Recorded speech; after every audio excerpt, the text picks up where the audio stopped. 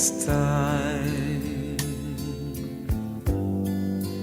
in His time, He makes all things beautiful. Zina la Atate ndi la Mwana ndi la Mzimu Woyera. Amen. Ndikulandireni inu nonse abale okondeka mwa Ambuye pa programu yathu ya lero yatiyanguleni ya Ambuye. Mulungu wa 33 pa chaka lero lachiwiri pa 16 mwezi wa Novemba chaka cha 2021.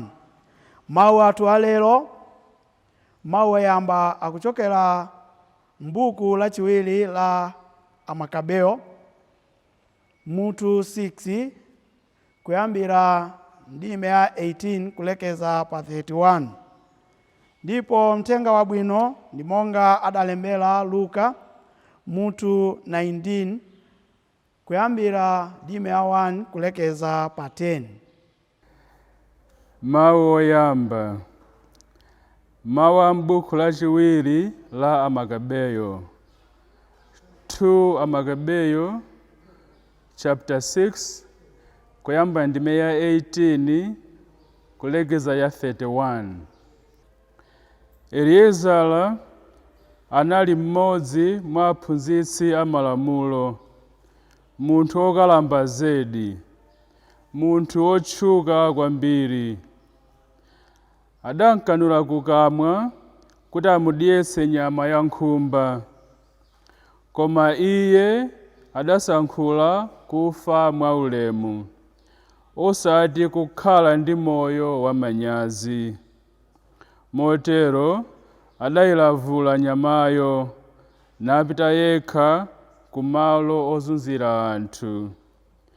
Adaonetsa mmene anthu olimba mtima ayenera kuchitira: kukana kudya zosaloledwa, kupambana kupulumutsa moyo wawo.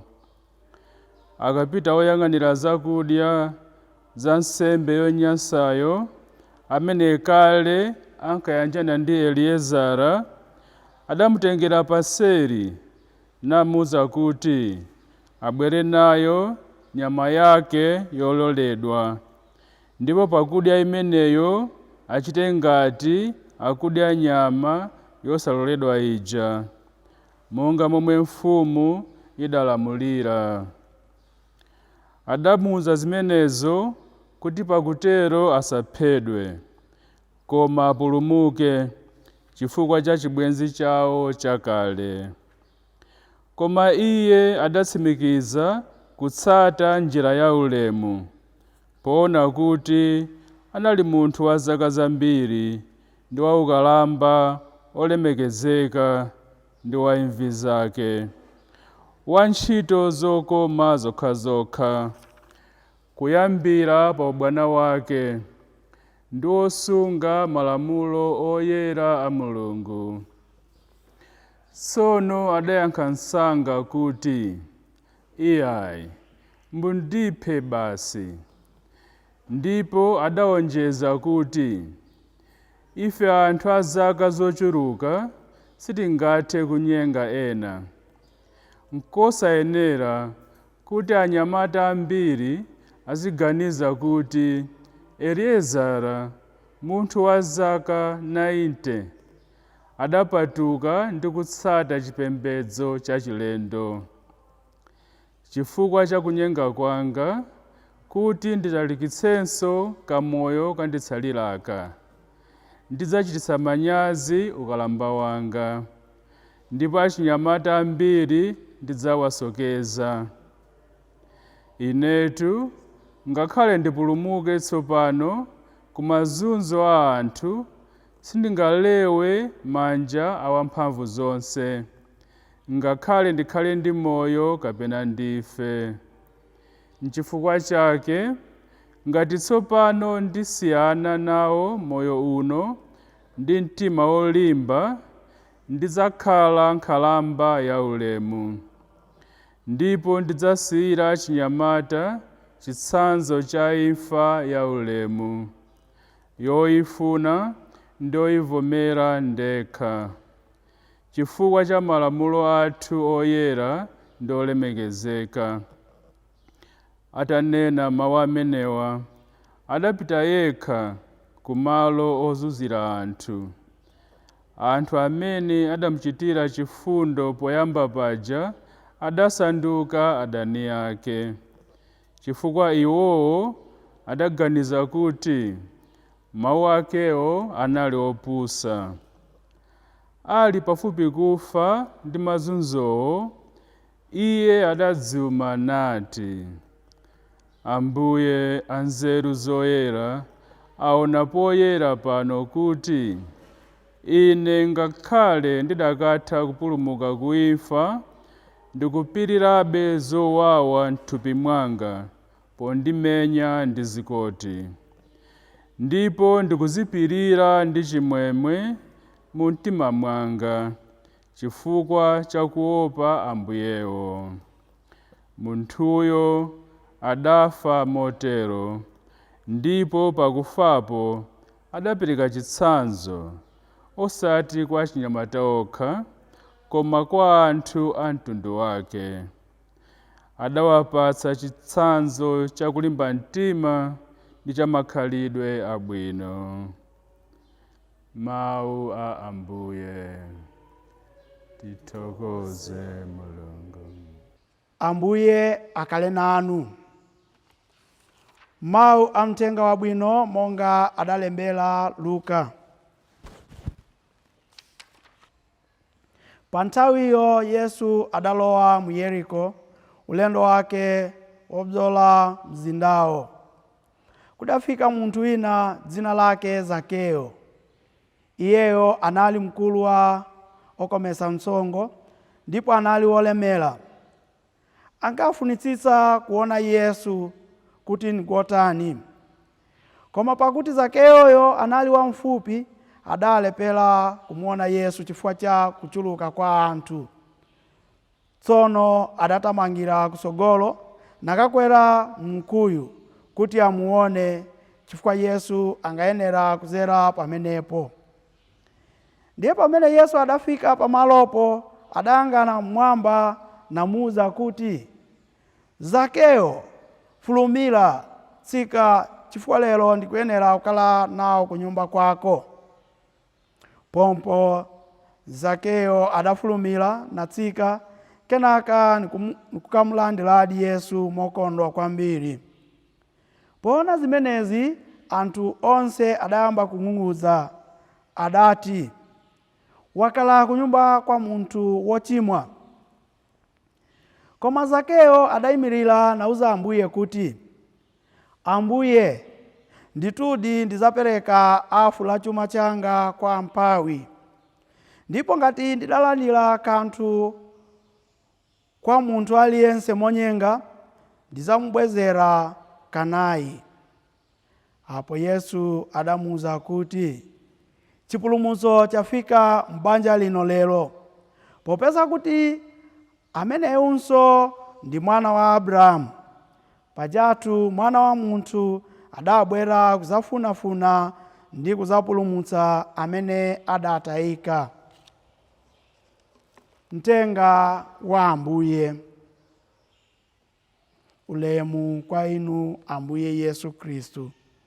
Abale okondeka mwa Ambuye, leronso tikuona Yesu akupitiriza kuyendera kapena to reach out kwa osalidwa ndi amene amatengedwa ngati ochimwa kwambiri.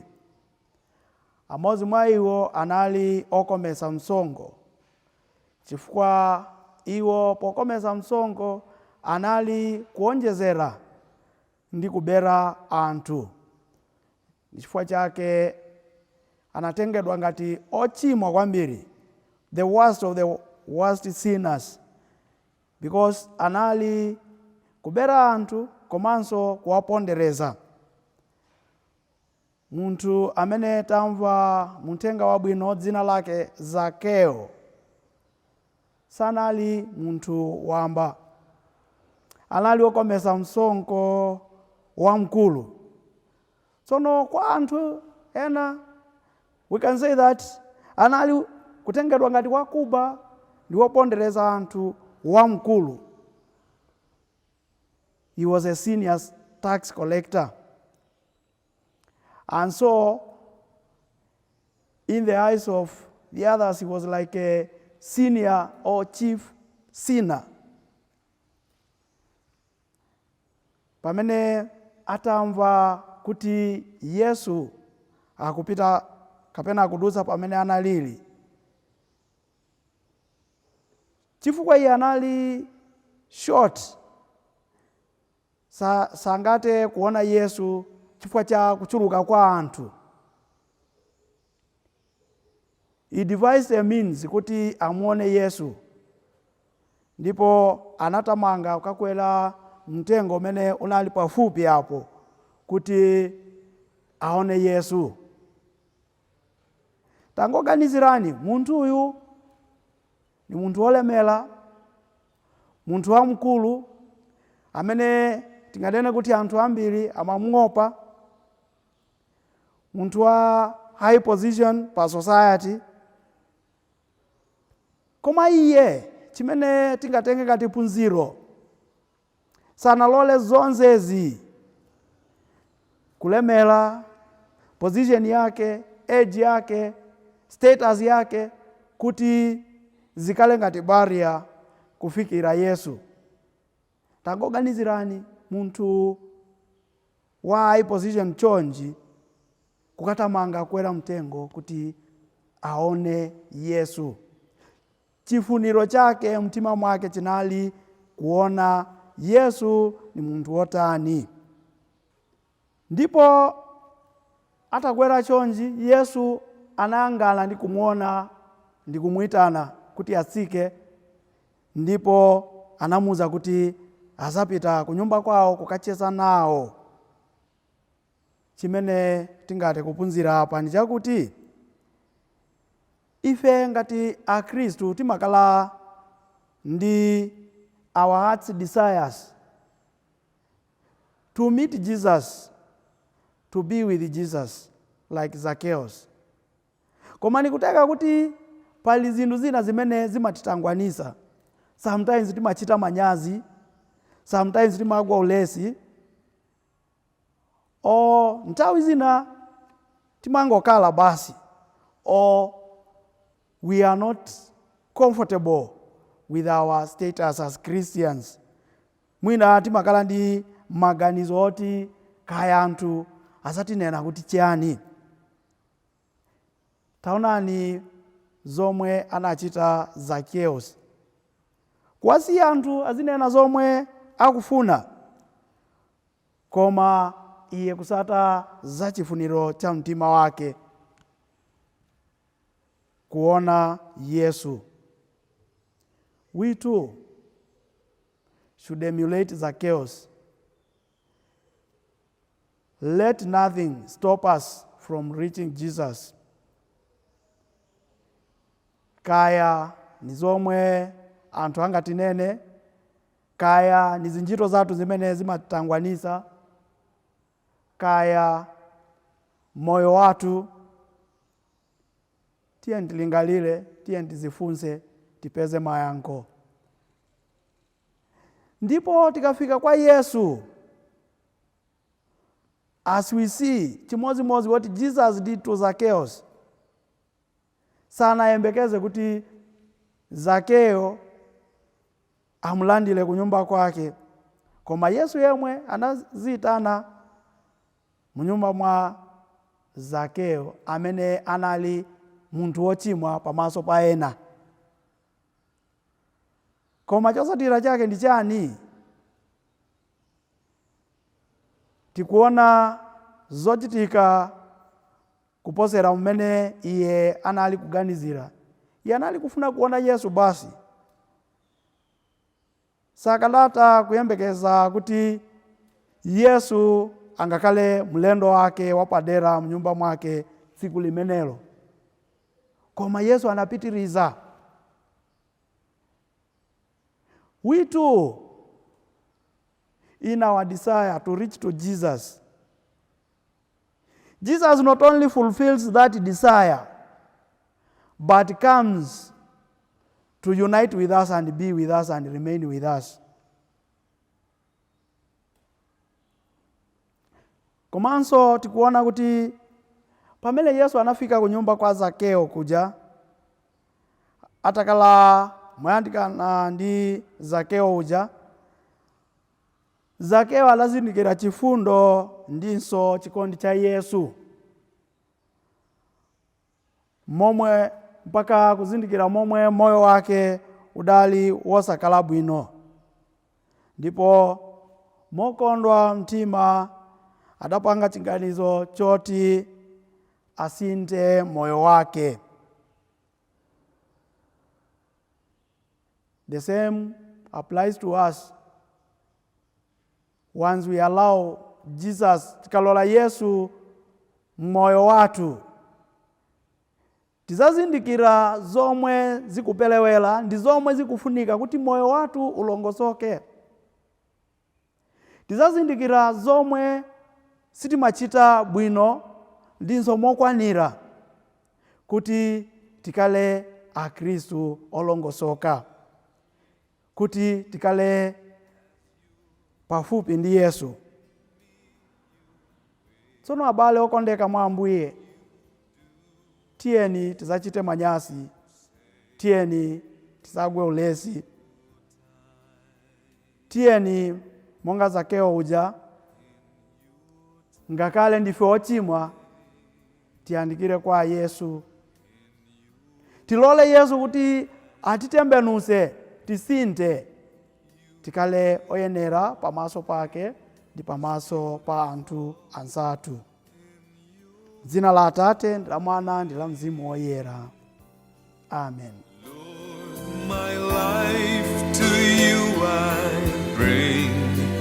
May each song I have to sing be to you a love